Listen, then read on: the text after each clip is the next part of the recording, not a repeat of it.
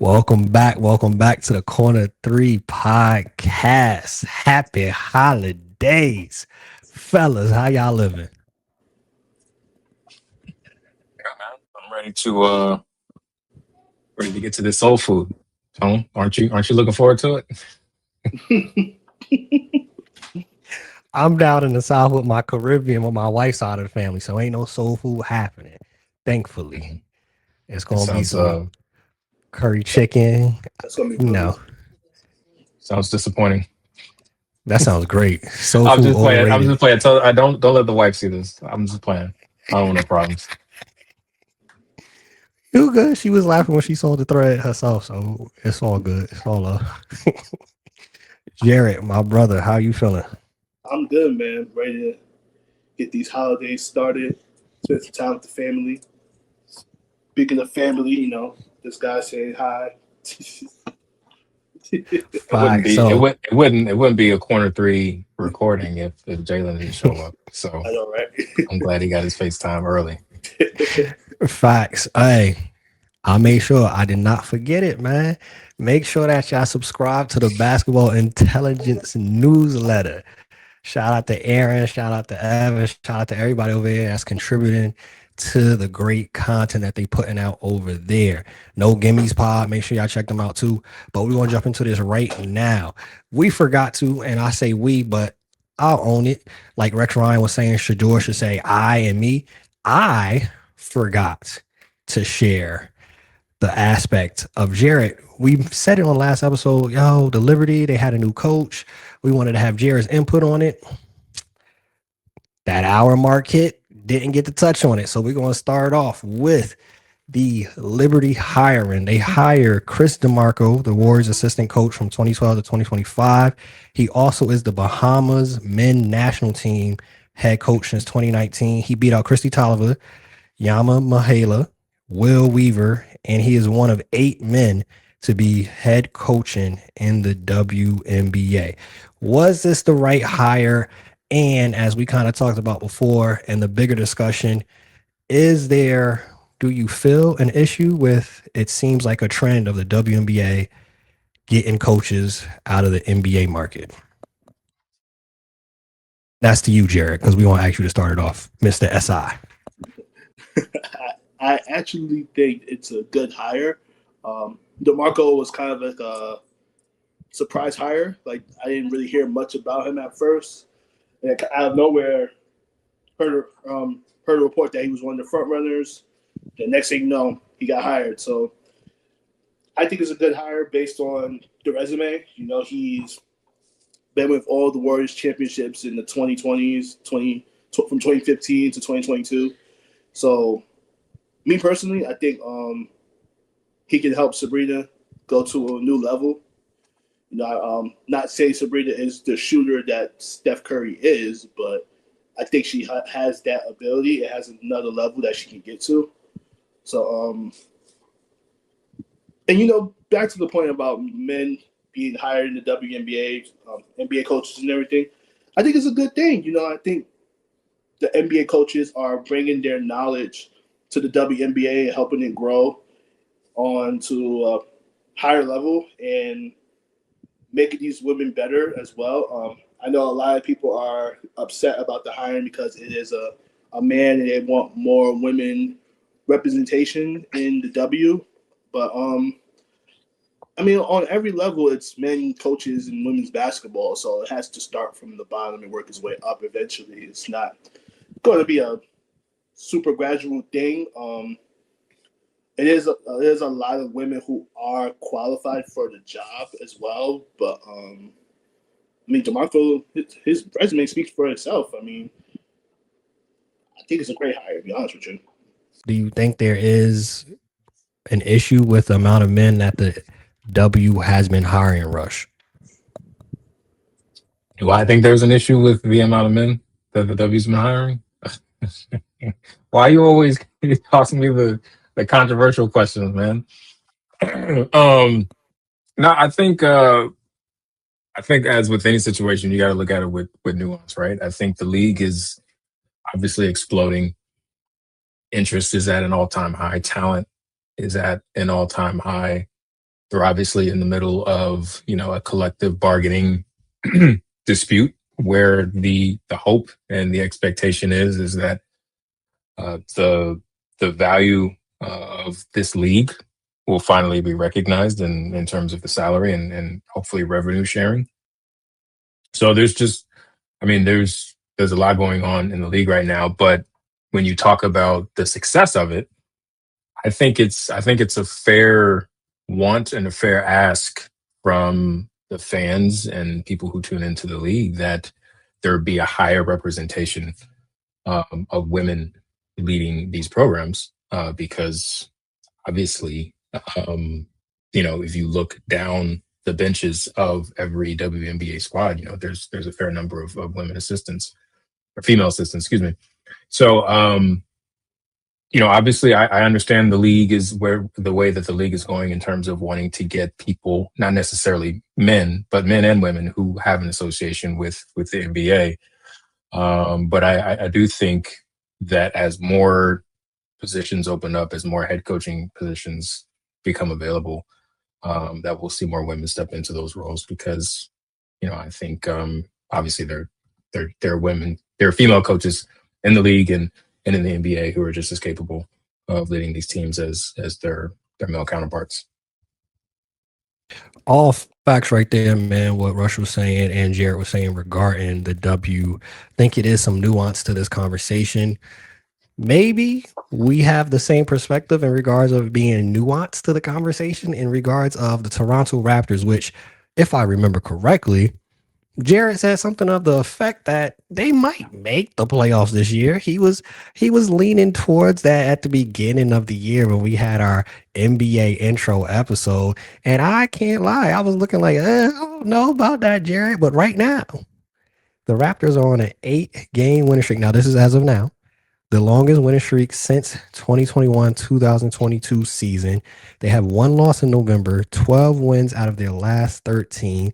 They got balanced scoring too. BI's averaging 21, RJ is averaging 19, Scotty Barnes is averaging 19, and Emmanuel Quickly is also averaging 15 points.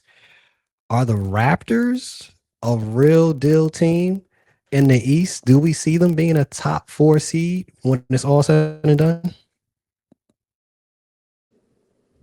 You want to start? Me? Yeah, you start off. Yeah. Yeah, so I think Toronto, I think they started to be legit. I like Brandon Ingram's new nickname, the Notorious BI3. I thought that was a really cool nickname. But he's hooping right now. Like, that whole core is hooping. At first, I was a little confused about why they got all those wings.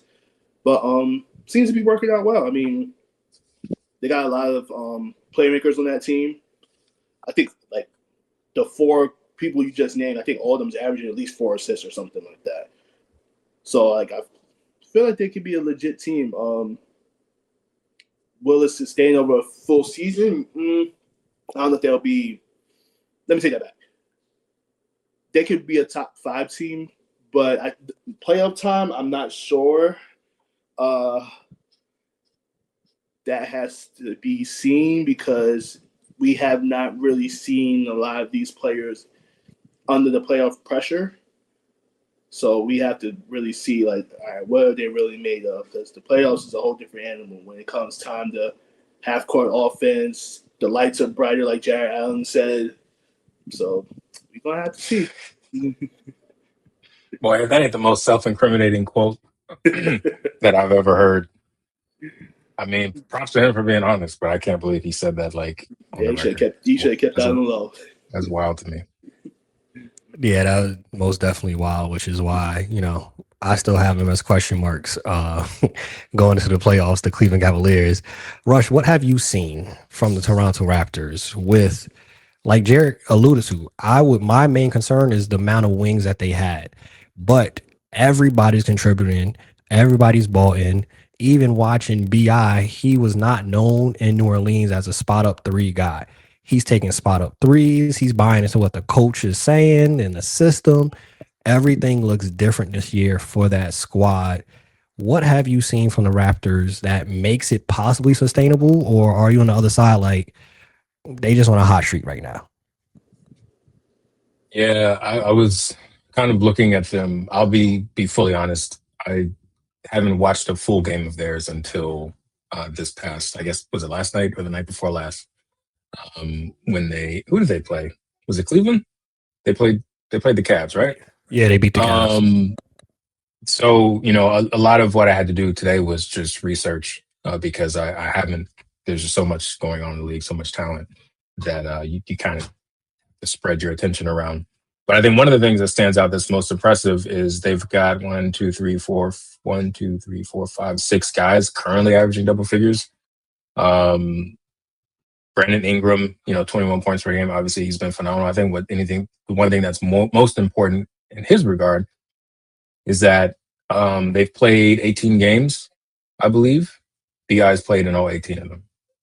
So for a guy who's had, a pretty riddled history of injuries, sort of stacking up, I think it's really encouraging that, quarter of the way through the season that he's played in every single game. RJ Barrett's played 17, Scotty Barnes 18, Emmanuel Quickly 18. So they're big guns, are staying healthy in a league where, we're seeing a lot of stars miss games early on in the season, which I know we're going to get to later on in the show. As a team, 6th in points per game at 120, 2nd in assists per game at 30, 7th in opponents' points per game at 113.4, according to the NBA.com. So when you look at it, it seems like, hey, like this is like a dark horse to like a significant solidified contender. But I do want to exercise some caution because if you look at their last 8 wins, they beat Brooklyn. They played Cleveland, who's had, a lot of their guys out due to injury. They beat Indiana, Charlotte, Philly, Washington. Sorry, Jarrett. Brooklyn again. And then they beat the Cavs on the second night of a back-to-back. So not to take anything away from how they've been playing very well.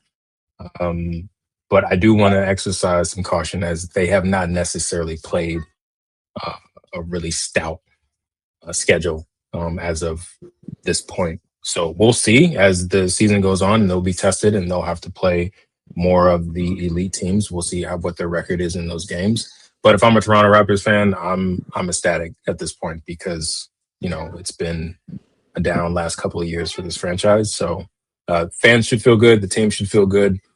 It's encouraging, but, I think we still need to give them a little bit more time to see, where they're really at. The thing that Toronto Raptors fans can have and take part of right now is they have hope. There is some hope to the season with how they've been playing. Shout out to Tall Skinny Ben on Threads. That's his Threads handle for this topic right here. The Raptors.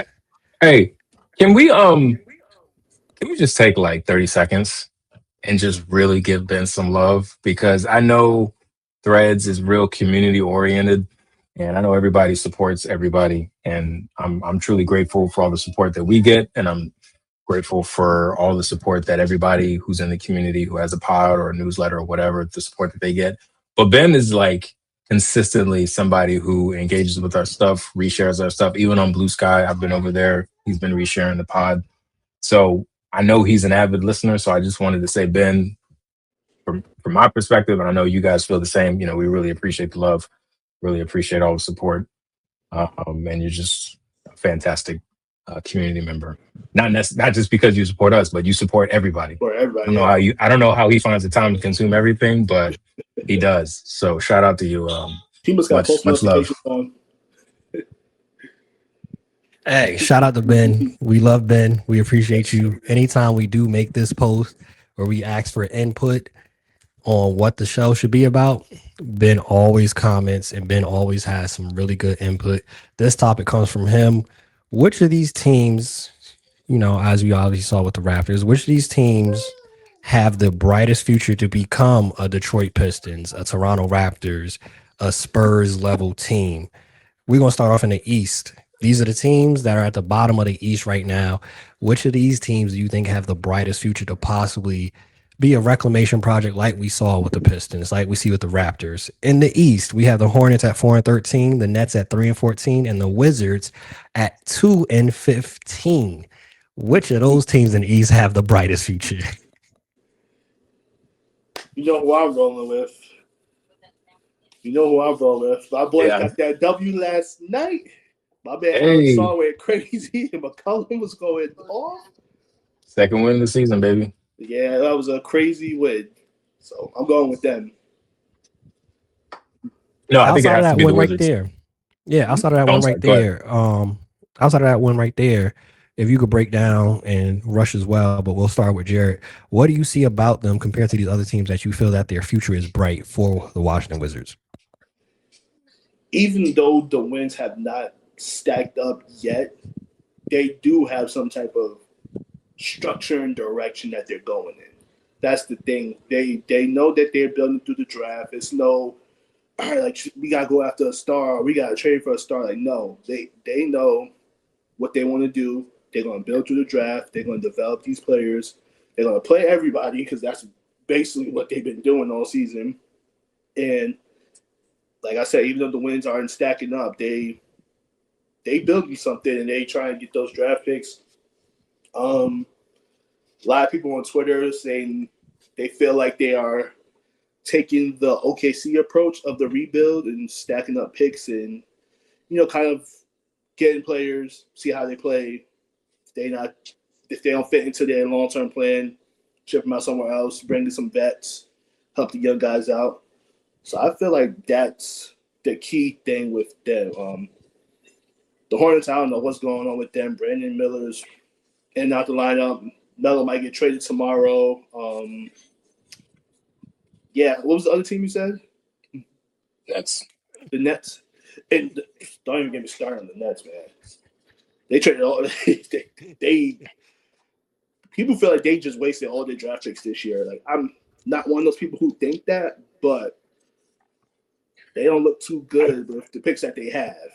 Yeah, I don't understand the strategy of having like 4 or 5 first round picks and actually taking all of them. But who knows?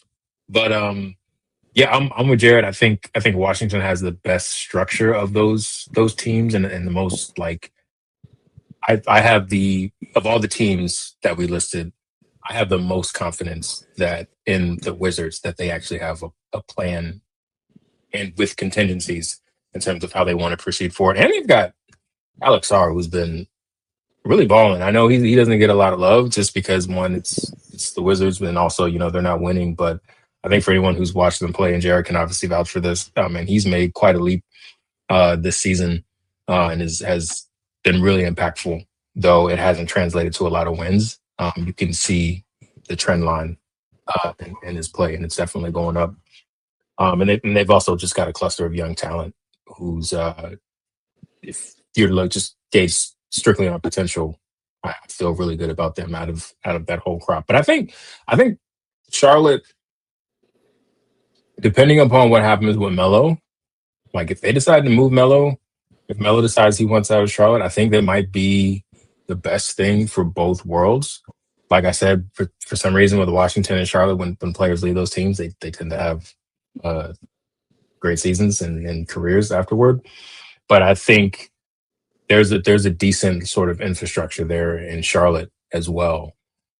You've got Khan, who's been balling. I know we've had some chatter in the group chat about him potentially being in the Rookie of the Year race, or even solidifying himself in the Rookie of the Year race so far. Brandon Miller, if he can stay healthy, they've got some pieces there. So I would say Washington and then Charlotte. Brooklyn, I don't know. I got nothing. Hey, I was just about to say too, like on regards of the Hornets, to definitely give some love to Concanipu. I don't know if I want to go to the extent of, I don't know if y'all have seen it, the videos that we've seen going over this last week or so, that he's averaging 4.3 makes and how Steph Curry didn't get that many makes till his 7th year. I'm not gonna go that far. Here we go. He's not going to break. He's not going to break Steph's record. But I think that is more of a conversation of where we are at in basketball. That's the style of basketball now. If Steph started his rookie year now, I think he blows that, obviously barring health, he blows that record out the water much sooner and really puts it out of reach. I don't know if Khan's going to be the one to break the record. It would be wild to see that, but Khan has been balling. Rush, our new segment, Player of the Week. You started off. Who's your Player of the Week? Who are you highlighting that has been balling in your eyes from what you've been watching? I'm gonna go with the Eastern Conference Player of the Week. Seems like a cheap pick, but I mean, dude was actually hooping last week. That's Donovan Mitchell. Basically 31 points per game, 6 rebounds, 5 assists. Cavs went 3-1. Obviously, they've been battling a host of injuries. I think we've yet to see their entire squad like fully healthy. But he dropped 37 against Milwaukee, 21 in the loss to Houston. I think that was the game where he didn't really score until like the fourth quarter. 34 against Indy, and then 33 against the Clippers. So, doing everything that he needs to do to sort of keep this team afloat, and they've managed to be 12-6, 12-7. So he's definitely sort of steadying things until everybody can get back and they can sort of build some chemistry. But averaging career highs in points so far this year. So he's been playing really well, and hopefully he can keep it up as the season goes along. But yeah, he's definitely my Player of the Week. And when you look at it, and you always have conversations with players like Donovan Mitchell and those alike, you like, how can they get better? What can they do differently? And he's came back at this point in his career. He's averaging the most that he's averaged in his career, which is pretty remarkable in itself. Jarrett, before you give us our Player of the Week, I forgot the Western Conference. On the Western Conference side, which of these teams have the brightest future? And you can start it off, Jarrett. The Pelicans, who are 3-15, the Dallas Mavericks, 5-14. The LA Clippers, that's a funny one, 5-13. The Kings and the Utah Jazz. And yes, the two people on the screen are really enjoying that the Clippers are down bad. So we're going to take the Clippers out of that equation because half of that team is probably going to retire in like 3 years. What was the other old team you just mentioned? Oh, you gotta chill. Kings or the Mavs? Which one? Kings of that. Mavs. I don't know what the Mavs are going to do as of right now, so I can't really comment on them. Kings. Kings is another team that's really kind of on the plus age side, so I don't think they have much of a future right now. But I like what Utah is doing. Like, I like how Keontae George is playing right now, and that Larry Marketing. I always been a big fan of Larry Marketing, and I've been saying he need to get out of Utah for the last 4 years. But he's balling right now. I think he's averaging like 30 points or something. And yeah, I mean, Walker Kessler was playing really good before he got the season-ending injury. He was starting to add a 3-ball to his game and everything. Like, I had picked him up in fantasy league. I'm like, okay, like he about to get rebounds, blocks, points, and the 3-ball. Like, I gotta pick him up. But I like what Danny Ainge is doing. I do think he needs to trade Kevin Love. Free Kevin Love from that young team. But I like what Utah is doing. Like, they like the Wizards, they have some direction, and Utah can produce some wins. That's the thing. They beat a lot of games. They've beat some decent teams over the last few years. Hey, I agree with everything you said. Mm-hmm. And you didn't even mention Ace Bailey. Like, yeah, the exactly. Utah Jazz, I am on record as having said this on the timeline, the Utah Jazz are fun. Yeah, and I think they, out of those teams that you mentioned, even Dallas having Cooper Flag, just because there's uncertainty with like AD, Kyrie's older. You don't know what he's going to be like when he comes back, although we all hope for the best. the bigs got injury history with Gafford and Lively. Like Dallas isn't a lock for anything, I don't think. Utah, never thought I would say it. Shout out to my Mormon brothers and sisters out there, but like Deontay George has been hooping. Like Jarrett said, Larry Markin has been hooping. They've got Walter Clayton Jr., who's going to be. I think he's going to be like might become a conversation in terms of the lead guard there. They've got Ace. Like I like Utah.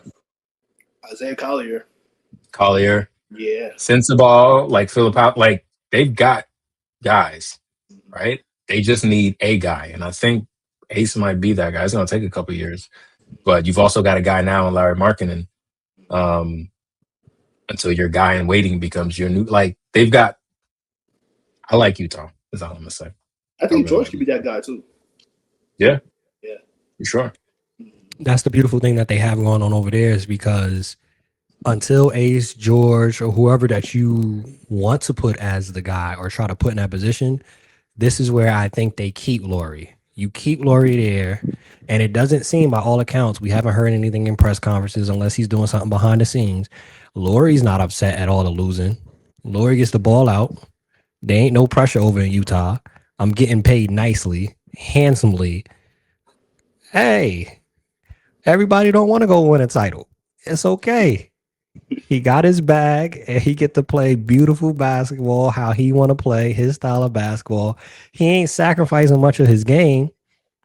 You keep Laurie there until Ace is ready, until George is ready, or I'm sure they'll be finessing Danny Ainge will finesse a couple draft picks in the next couple years. So, and we all know you can't predict how the draft lottery is going to go. So they might mess around, get the top 3 pick next year. We don't know. The Utah Jazz in a very good position. Unlike, and we're not going to harp on this, and I'll let Rush take it over. The Pelicans, 3-15 for what? Yeah, y'all don't have any picks. All right, look. So I owe the Pelicans. I owe Derek Queen and Jeremiah Fears an apology. Me and Tone, I don't know if we was in the chat or if I was telling Tone about this. Like the minute, like as soon as he cut the last episode, Derek Queen started balling. So I still think it was a bad trade in terms of the lack of protection that New Orleans failed to put on their pick. But I like Queen.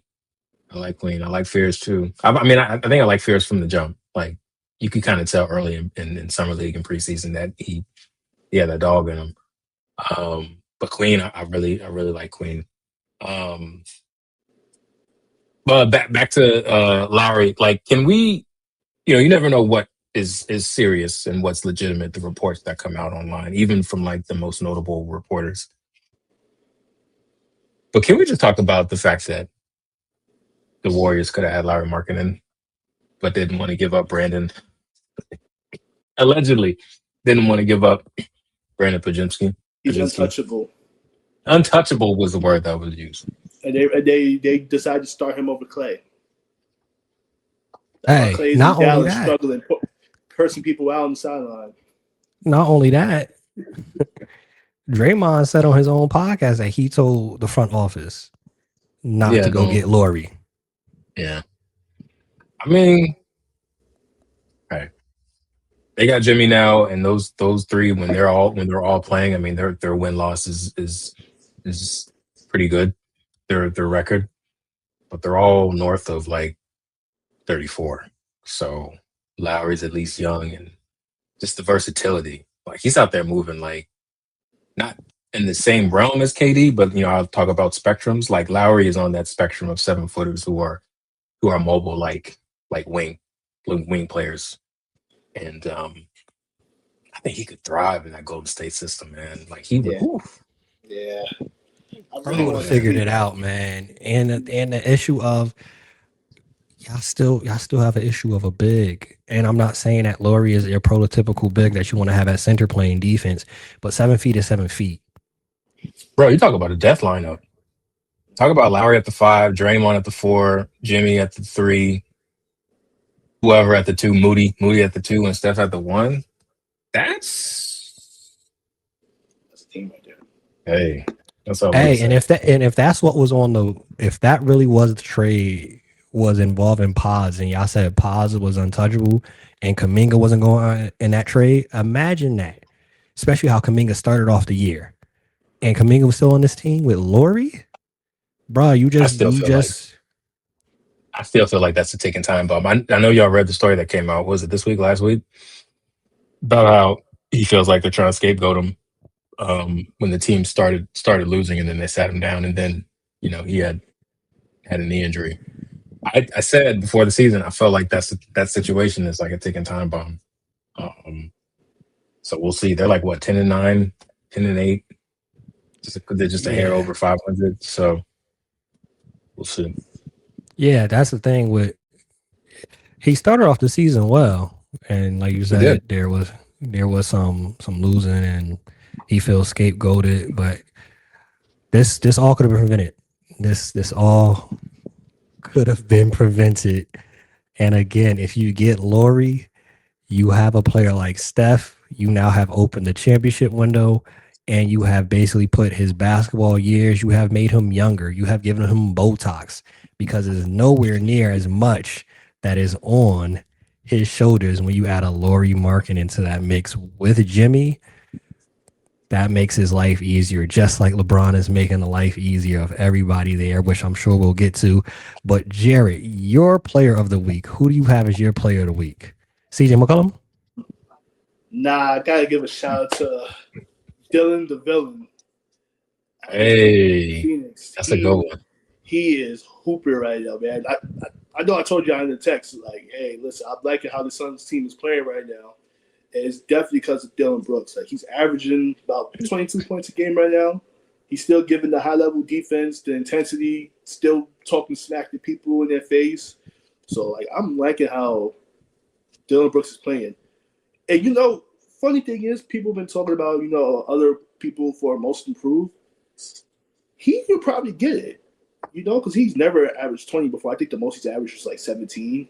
Yeah, 16. So he's like 5-6 points up. Yeah, like I know Denny Javier is probably going to be the runaway favorite because he's up probably 10, almost 10 points a game. And also, what's this guy's name? Jalen Johnson. He's up about 10 points, like probably about 6. And Alexander Walker's up almost 10 points a game as well. So I want to give him a shout out as well. But definitely Dylan Brooks, man. I'm shocked. I'm really shocked at how he's playing. I didn't want to. Go ahead. Oh, so like also every team he's went to, he's been the coach's center. And then when he leaves, team struggles. But Houston's not struggling as much as Memphis is now, but It's like Dylan Brooks is kind of like that Draymond Green role for a team, like that heart and soul, that enforcer. It's just that now he's adding the scoring with it too. So gotta give him a shout out. That's what I was gonna say. Is like, a lot of it's very easy to not like or hate on Dylan Brooks, like the whole pregame where he just stands there and stares, in the direction of the opposite team. The whole little Memphis Grizzlies thing, the little joint when they're coming out of the tunnel. But I mean, if you look at his last 3 stops, he is a floor raiser. Like he helps teams that are like sort of middle of the pack sort of elevate their game a little bit. I don't know that, who knows what's going to happen with Houston, because Houston's obviously, I think, is a little bit different because they're just loaded with talent, and then you bring in KD. I mean, obviously, you're going to be a little bit better. I don't know that he's a piece that can sort of get you. He's not a guy he's not like a Chris Paul that's going to come in and like lift you. But I think he is a significant floor raiser. And I think, we just got to give him his flowers, man. Like Jarrett said, he's a culture setter. Along with that, he comes in and he's going to bring his grit, his toughness. He's going to be a point of attack defender. He's not going to back down from anybody. And now he's giving you offense, 21 points a game. That's crazy. So yeah, man, shout out to him. I know he's highly unlikable, but he's balling, man. And I told people before the season started, like, I think Phoenix is gonna be all right. I don't know what that looks like, but I'll be damned. They're 10 and 11 and 6. 11 is like what I don't know what their record is. I think they won the other night. They're 11-7. They're doing a lot better. 11 and 7. I think they're doing a lot better than most people expect. I didn't expect this. They're And 6 Jalen seed Green's right only now. played Jalen Green's only played one game. So Jalen Green's only played 2 games so far. In those 2 games, they technically 1.5, right? Because he got hurt. Yeah, one and a half. He played one full game and like a quarter, right? He got hurt in the first quarter of the other game. That first game he came back, he went crazy though. This is where it's very interesting with the Phoenix Suns, because if they stay on the trajectory where they're a top 6 team, they're not a play-in team, which I thought that would have been the ceiling, was a play-in team. Dylan Brooks, maybe he don't get most improved, but he gonna get an award for something because he's one of the driving forces of that. D-Book, I know he'll be in the MVP conversation. He'll get MVP votes. He won't win because they're not gonna win that many games, but they'll be in the conversation for something, an all NBA second or third team, a all defensive team, something they will be a part of, because this wasn't expected in a loaded West like this, especially when you look at teams like the Timberwolves, I guess you could say underperforming. They still have the questions at point guard, which Jarrett made it extremely well known at the beginning of the season. Mike Conley ain't the answer, and Rob Dillingham, it's not looking too good with Rob. It's not looking good with the other dude that came from the Clippers. They're playing Dante at point right now. Yeah, Dante. You see my fingers, right? You see my fingers, right? Oh man, this is it's a good time. Good time for me. There's nothing about what's going on in Minnesota that disappoints me right now. Absolutely nothing. And a team that's under them is 10-9, which is the Golden State Warriors. And you talk about unlikable players. Draymond falls in that conversation. And just because we like to mix in what is trending, what's being talked about, we like to talk about the actual sport. We like to talk about the analytics. What's been trending right now in the NBA, and the NBA is known for its drama, one of the best soap operas you could ever watch, is the Draymond Kenyon Martin beef. Before we even get into who was right and whose side you're on, I want to ask y'all, and Rush, you started off, whose career would you rather have, though? A Draymond Green type of career where you do winning and you're considered a role player, or a Kenyon Martin style where you're kind of the focal point of your team, you're number 1 overall pick, you don't do as much winning, but you get the bag, you get paid? What type of career would you have wanted? Kenyon Martin, Kmart, or what Draymond got going on? Honestly, I don't think it's particularly close. I would rather have Draymond's career, and that's no shade to Kenyon Martin, obviously number 1 pick. That's not for nothing. Had a hell of a collegiate career. Unfortunately, had to battle a lot of injuries, but got to 2 back-to-back finals. And then, had a relatively solid career as a supporting player, whether it's supporting star and then later on his career supporting role player. But Draymond Green was a 2nd-round pick and had to work his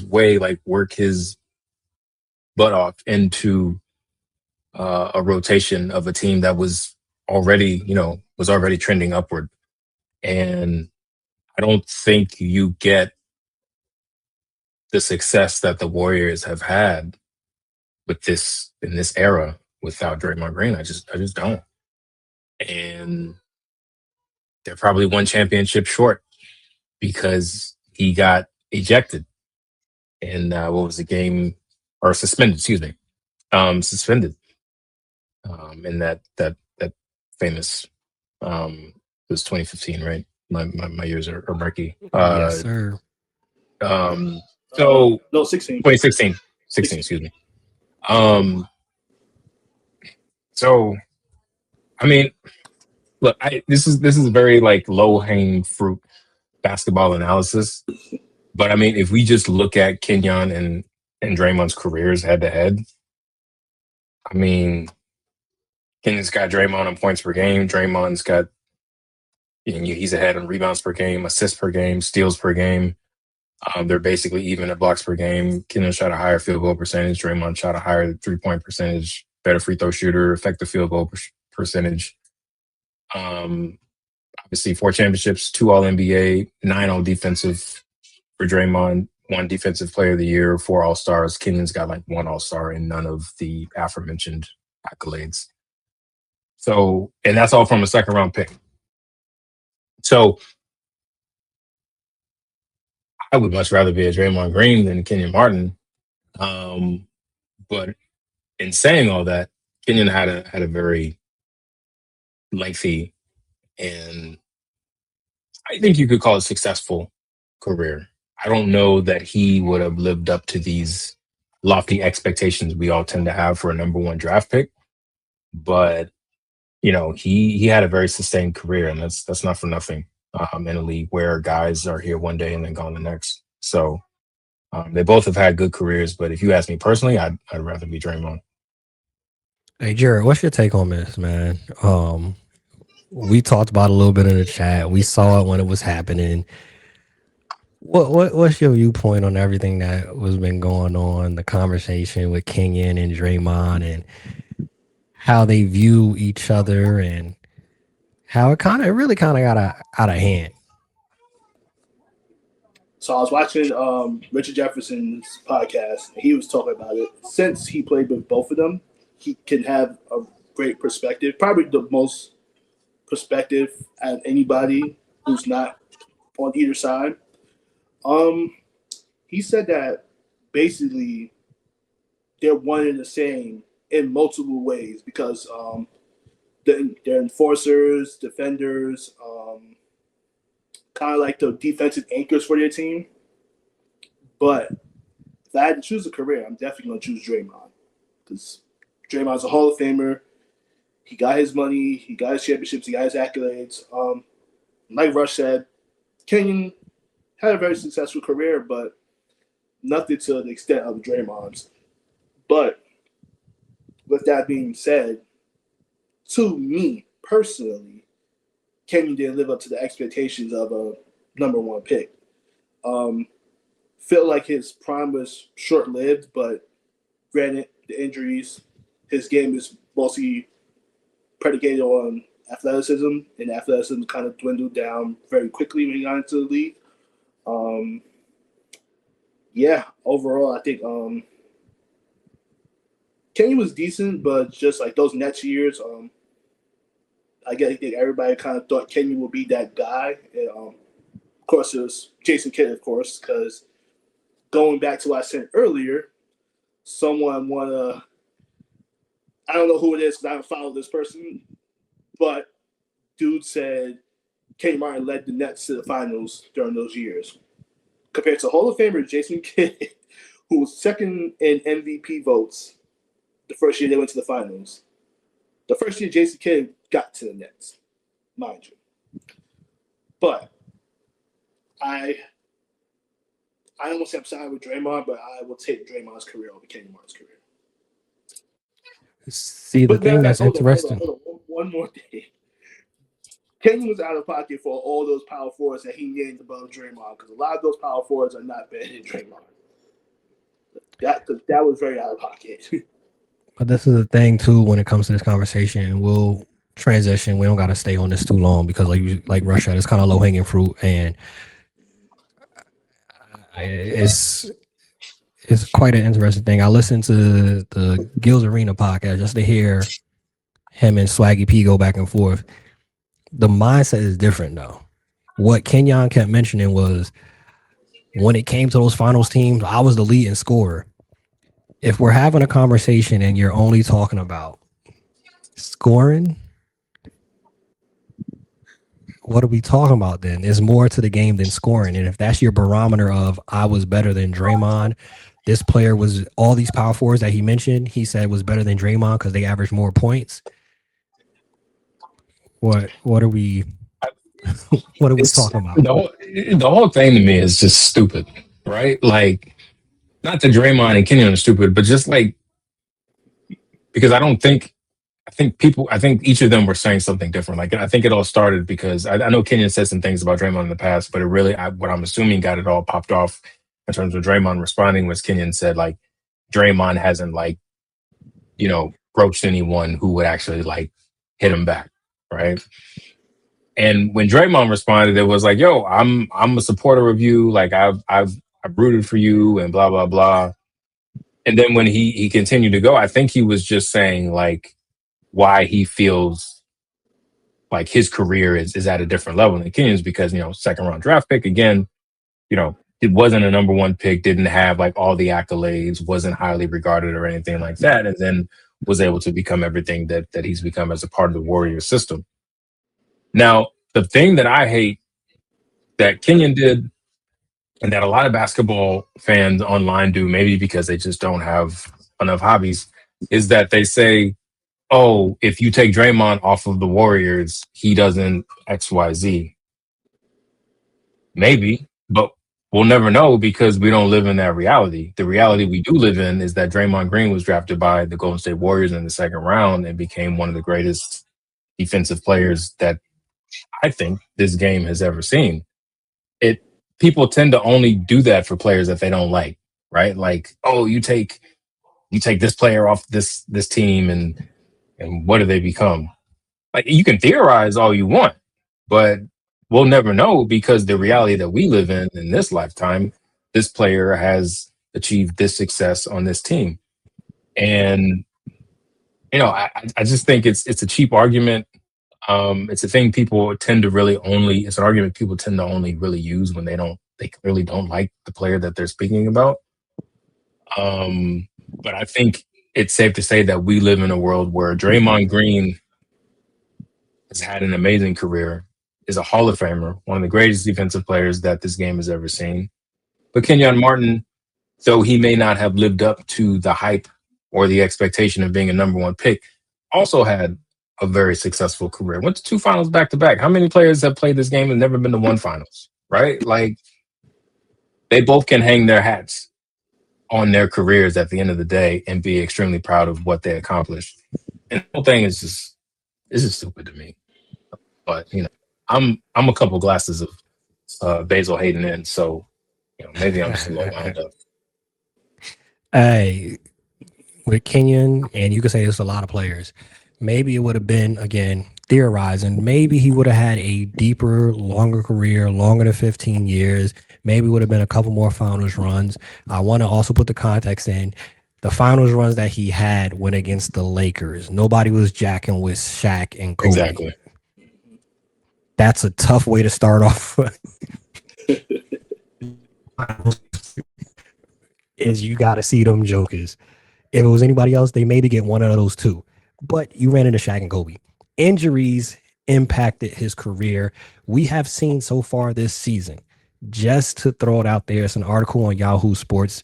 200 games have been missed. Not from regular Joe Schmoes, not from the 12th man on the bench, but from stars. And stars count as players that made an all-star team over the last 3 years. 200 games have been missed by stars to start off this season, and that was up until Monday. We are now recording on Wednesday, the day before Thanksgiving.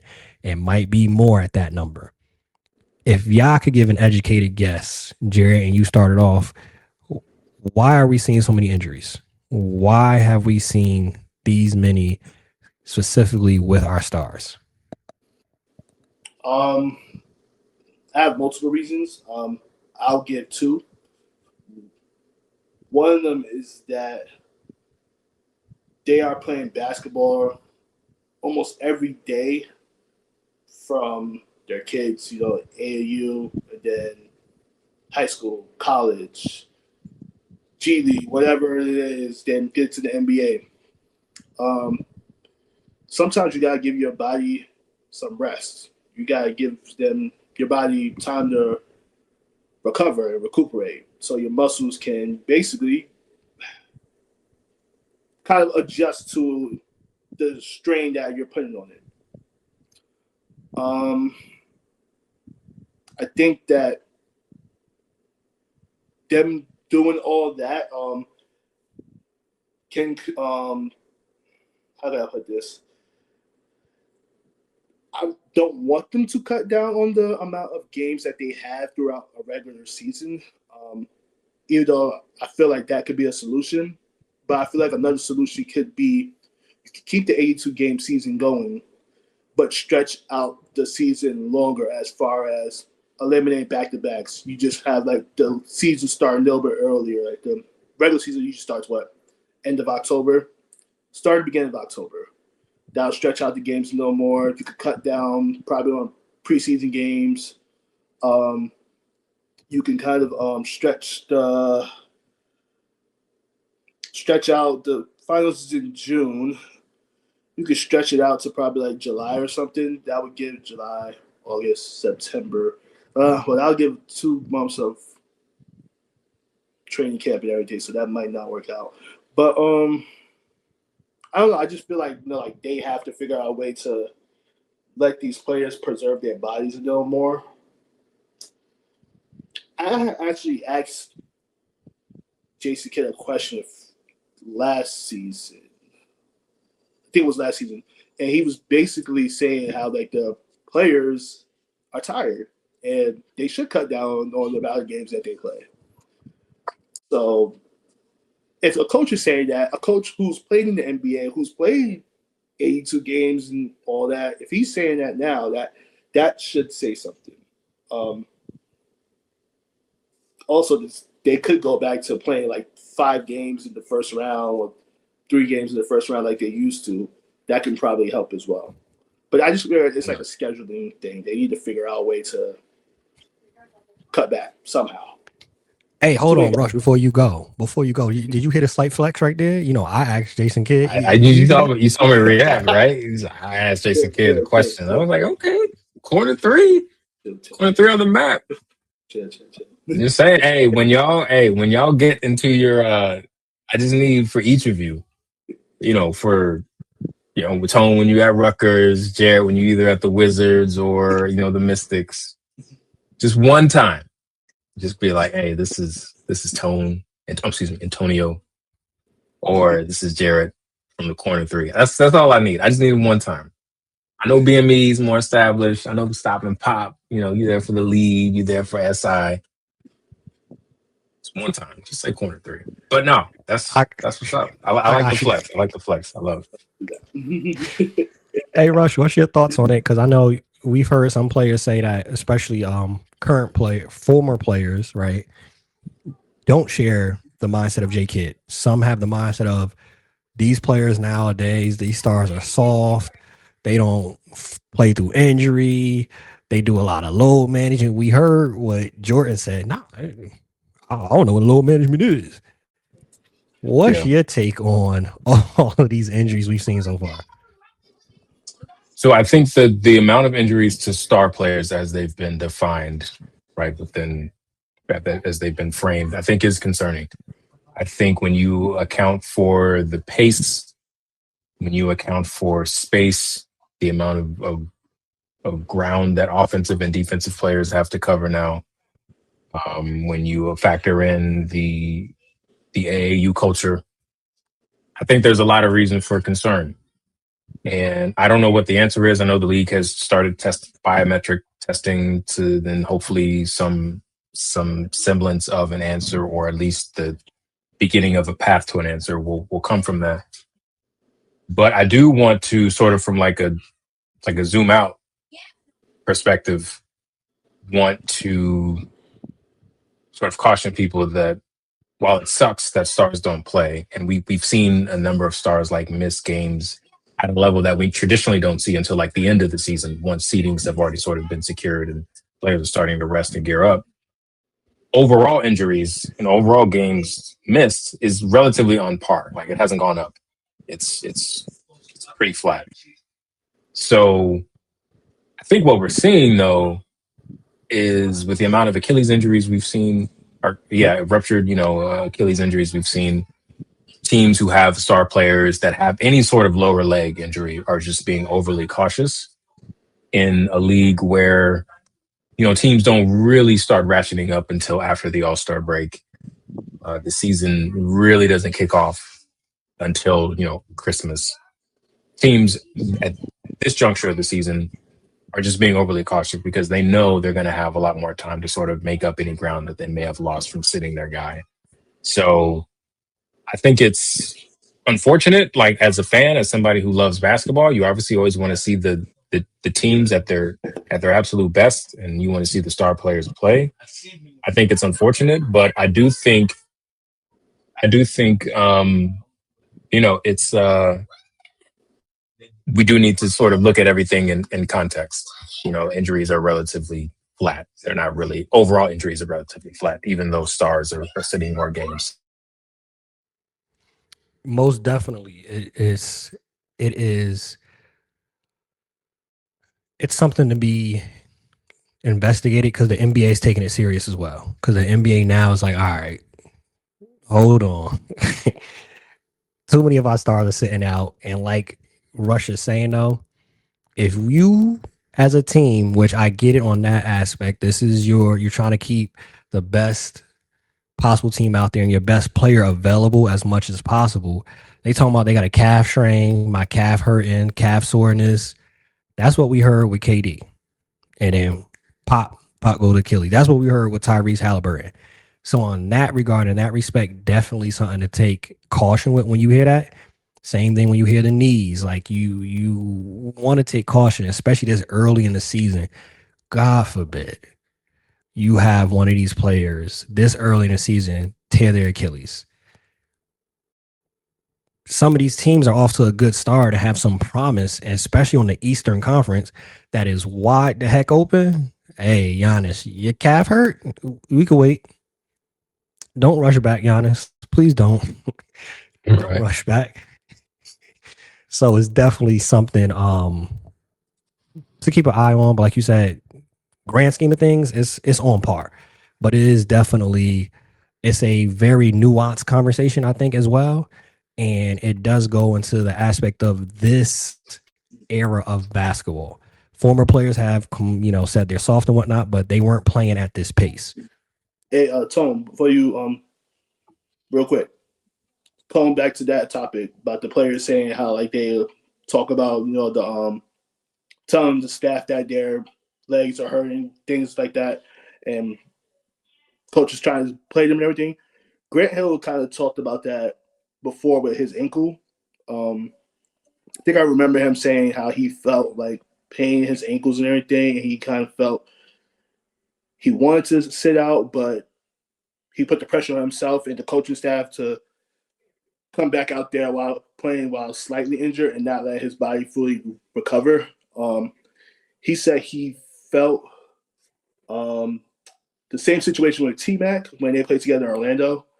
He said he wished that he was able to kind of like mentor T-Mac about, the injuries and all that stuff and tell him to take your time, young fella, basically rest. You got a whole career ahead of you. Don't rush back. So it's not, yes, it is new in a way because more players are starting to speak up about it, but it has been happening for a while where some players have talked about it, but I think it's just more prevalent now because a lot of players are actually taking the step and saying, all right, listen, I got to listen to my body. I can't be out there getting full 48, full 82.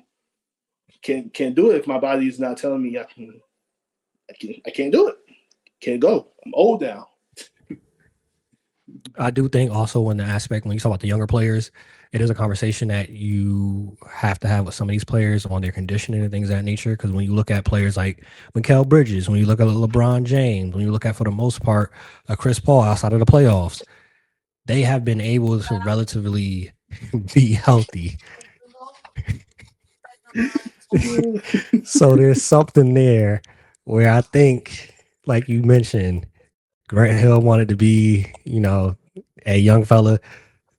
There's something that you could take from. You could talk to a LeBron. You could talk to a Mikal Bridges, who, if anything, at the end of his career, probably the only record that he will have is that he probably played the most games consecutively. There is something to that. There is something to that. So I think that's another aspect where I won't go to the extent as former players of all these players today are soft. I'm not gonna go to that extent. But there are some players that we know from the outside looking in. We aren't in these locker rooms, but you're constantly on the injured list. It's constantly soft tissue injuries. That's some of your training. That's some of your conditioning. That's some of your eating. What are you eating? It's a lot of factors that go into it. We're going to end off with this mentioning Chris Paul. What a great transition.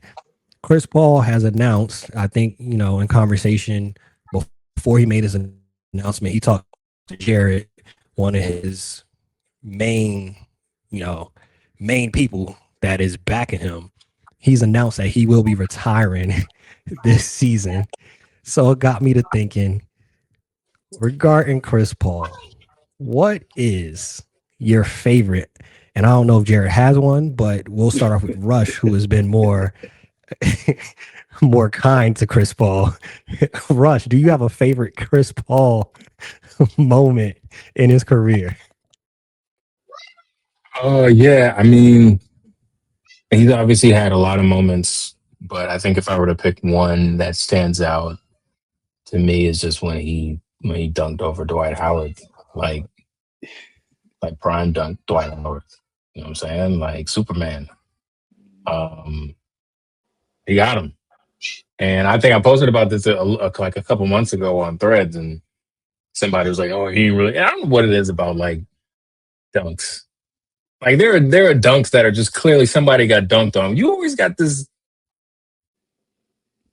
You always got somebody who's gonna come in and be like, "Oh, he ain't really get him." Like, oh, like, bro, it's okay. Like, you play ball long enough, you're gonna get dunked on. I've been dunked on plenty of times. Like the greatest of shot blockers that this game has ever seen have been dunked on. Like it's okay. Like Chris Paul dunked on Dwight. He got him. And it was great. I enjoyed it. I run it back quite frequently. Because there's no 6'1" dude. If that should be booming. If that should be booming on Dwight Howard in any scenario. So that always stands out to me. But I mean, you go down the line, you could have any number of memories. Chris Paul's had a great career. Hey man, that's an era that people forget about. Chris Paul had to bounce. Chris Paul had the athleticism, injuries again, and realizing, hey, to play the 47 years that he played, you at that height trying to dunk your career is not going to be long doing that. So he, being the point guard that he is, even though somebody on the screen does not think he deserves that moniker, he was smart in making sure that he figured out how to have his career be the longest. Jarrett, is there any way possible that you could find in your heart that you have a favorite moment from Chris Paul? No, I have a few. I'm not even gonna lie. I have a few. As far as from a basketball standpoint, my favorite moment is when he tried to flop against DeMarcus Cousins, and he got ran into him, and he got flopped and just pointed at DeMarcus Cousins. DeMarcus was just looking at him like, "Yo, what are you doing?" That joke was hilarious to me. And also all the stuff with Scott Foster. I think it was one in particular where he kind of like imitated him or something like that. Like Scott Foster was making a call that Chris Paul. Oh, where he was like, yeah. That one was crazy. And then of course, the Steve Kerr one when they was laughing and Chris Paul was laughing and yep, like. But shout out to Chris Paul. I always give him flack and everything, but one of the greatest to ever do it. Top 10 point guard all the time, not top 5. Top 10 point guard all the time, but great career. I'm not even gonna lie to you. He had a great career, and I'm gonna be sad when he retires. So I'm not gonna lie because I ain't gonna have nobody to troll. Hey Rush, did you hear his list? He ain't mentioned one basketball play.